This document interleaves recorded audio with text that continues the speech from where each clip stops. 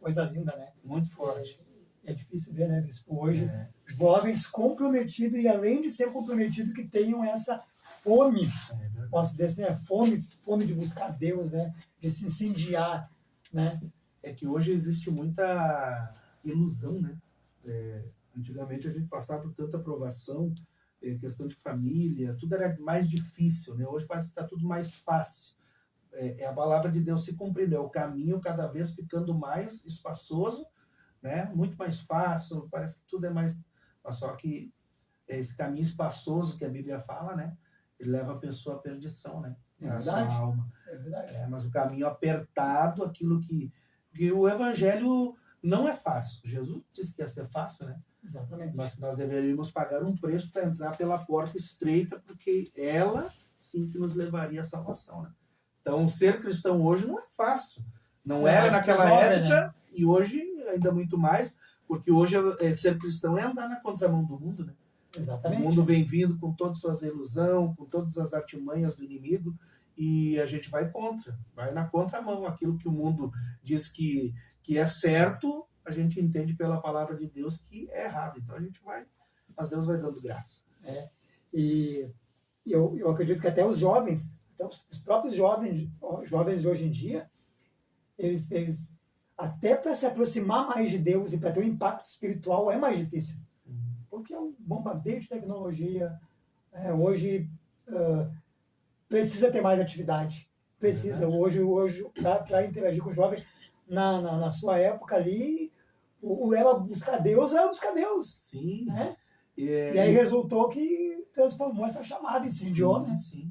Sabe, irmão, que hoje, por exemplo, o nosso ministério, né, que Deus nos deu a graça, agora vamos completar esse mês que vem 3 anos de Catedral da Fé. 3 anos já. Mas para quem não sabe, eu sou pastor há 20 anos e 27 anos de convertido. Né? Então, me converti há muitos anos atrás e desde então, né, já no primeiro ano já de conversão, eu já tive um crescimento absurdo ali, que Deus, de certa forma, foi abrindo as portas, né? Nossos pastores, né? Meu pai na fé, a pastora Heloína, pastor Alair Bica, né? Nos incentivando, nos dando oportunidade, ali eu cresci, né? Como músico, como obreiro, tudo em 1 ano. E dali, então, por isso que eu digo que o ministério que eu tenho, nós já temos há 25 anos. Sim, o ministério pastoral, né? Sim, e logo depois nos tornamos líderes da igreja, líder de homens, líder de jovens, coreografia, teatro e por aí vai, diaconato. Assumimos várias congregações na época que nós tínhamos, né? Inclusive uma no interior, a 30 quilômetros da nossa cidade, para dentro do interior. Tive a oportunidade, né, com a bênção do nosso pastor aí, de pastorear, de cuidar uma congregação na nossa cidade. Então, o Ministério Pastoral já começou há muitos anos atrás. Cedo também. E o que a gente vê hoje, né? Falando a respeito dos jovens, né? A tecnologia não só afetou os jovens, mas afetou também os pais. Porque os pais hoje perdem muito tempo na tecnologia e deixam de cuidar dos seus filhos. Seus filhos... Muito bem. Hoje, por exemplo, nós temos a nossa igreja chamada Catedral da Fé, Igreja da Família, porque nós trabalhamos... Vocês conhecem, sabem, sim, né? Se congregaram conosco ali, acho que 2 anos, né? Quase 3 anos, né? Então, a gente sempre trabalhou com família, com jovens, e a maior dificuldade que a gente vê hoje é os pais encaminhar seus filhos na presença de Deus, né? Porque os filhos eles têm que ter uma direção, eles têm que ter um norte. Quem é que dá? São os pais. Né? Se os pais não direcionados a um norte, né? Agora, a gente vê, infelizmente, hoje, muitos pais deixando a desejar, porque não cuidam dos seus filhos, né? Por exemplo, a gente fala muito a respeito da família, da união da família à mesa. Hoje as famílias vão se sentar à mesa, né? Quando muito está o pai e a mãe, muitas vezes nem o pai e a mãe estão à mesa. Os filhos, um filho está no quarto, o outro está na sala, no celular. Exatamente. Não há mais aquela comunhão. Então, infelizmente, é isso que a gente tem visto. E eu posso afirmar para o senhor, porque como a gente tem andado bastante, eu e a missionária Elisângela, e a gente vê que é difícil ter orações assim pela família, muitas vezes. Pela família, né? Uma das coisas que eu aprendi, uma lição que eu aprendi ali com vocês, na Catedral da Fé, foi a oração pela família. Juntar ali, abraça teu filho, procura a tua esposa, Aí os pais procuram os filhos, vem cá, não importa se está tocando, não, vem, junta todo mundo e Diga vamos aquilo lá. que você talvez faz muito tempo que não diz ao seu filho, ao seu filho, Exato, ao seu isso esposo. quebra Muito forte. muita barreira. É muito forte. Eu digo até, inclusive, do marido e da esposa.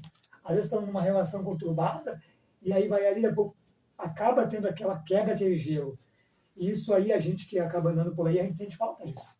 A gente vê que não é todas as igrejas que cuidam, não quiseram por isso. Por mais que cuidem da família, que preguem para a família, que fazem cultos para casais e tal. Só que essa questão assim, ó, de fazer, se abraçar no culto, dizer que te amo, vem cá meu filho, eu te amo, né, o filho, a mãe beijar o filho na testa, que é uma coisa que se vê pouco hoje. Ó, essas coisas são coisas que tem que ser resgatadas. Sabe que isso aí é uma coisa que eu carrego desde a minha conversão, aprendi com meus pais na fé. Né? Meu pai, a minha pastora, toda vez que eles realizavam o culto da família no domingo, eles ministravam, depois da ministração, da palavra, oração, eles já diziam, ó, abraça o seu familiar, diga eu te amo, te abençoo. Então isso aí eu trouxe de lá, né? Eu aprendi e é o que eu tenho carregado, né? Por toda a minha vida, todo o meu ministério, né? Minha família. Hoje nós temos, mês que vem, eu estou casando a terceira filha, né? Terceira, né? E a Bélia já está também. Se eu contei para os irmãos, esse dia ela me disse assim, pai, quando você vai arrumar um marido para mim? Meu Deus, a Bélia, E ela vendo 5 anos, né? as gurias casar, Tá vendo as manas casar e aquilo ali, né? A gente tem que conversar com elas. Tu vê que as coisas já estão muito à frente, né? Aí a gente já nota. Então a gente sempre teve isso, né? Sendo exemplo como família também. Eu sempre tive minhas filhas perto de mim, né? Sempre quebrando barreiras, sempre, minha filha, o pai te ama, nós te amamos. Essas palavras que muitas vezes, para muitas pessoas, muitas famílias, é difícil de falar, quase que impossível, porque não sai. Às vezes pela situação familiar, né? Pelos problemas, as dificuldades, as lutas, o diabo trabalhando e minando em cima da família. Então muitos não têm mais esse carinho, esse amor de dizer para o seu filho, eu te amo, eu te abençoo, né? Então, a gente tem procurado resgatar e passar isso também. Isso é algo que só aprendeu lá atrás. Sim, a gente traz. São raízes, né? Boas raízes, princípios bons. E o ministério pastoral começou cedo, né, pastor? Começou cedo. Logo depois, aí começou a crescer aquele desejo, né, de pregar a palavra. Eu comecei tocando na igreja, né, tocando instrumento, tocando violão, guitarra, contrabaixo. E a gente, só que aquele anseio pela palavra, por pregar a palavra, começou a crescer quando nós nos reunimos com jovens para orar. Então, era sagrado. Toda terça e quinta, das 11 à meia-noite, começamos com uma oração. Sim. Logo depois, né, a gente, sem pouco entendimento, já começava a pregar um para o outro, lendo a palavra. Daqui a pouco pensamos assim, não, vamos fazer um culto. Os jovens começaram a aumentar. Né? Nós tínhamos de 15 a 20 jovens ali naquela oração. Fora os grupos de jovens que eram muito grandes. Nós tínhamos lá a base de 30 e poucos jovens. Uma congregação, praticamente. Sim. Era muito forte o trabalho na época.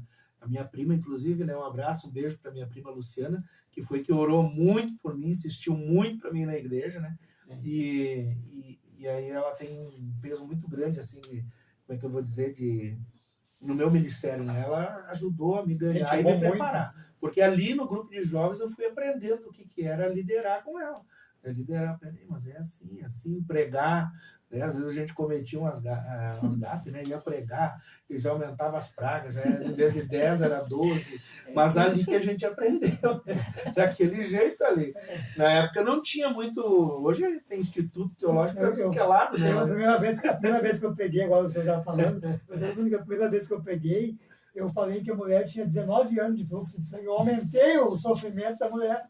Aí depois, no final do culto, eu fui descobrir que era 12 anos de fluxo de sangue. Mas são coisas que a gente comete, né?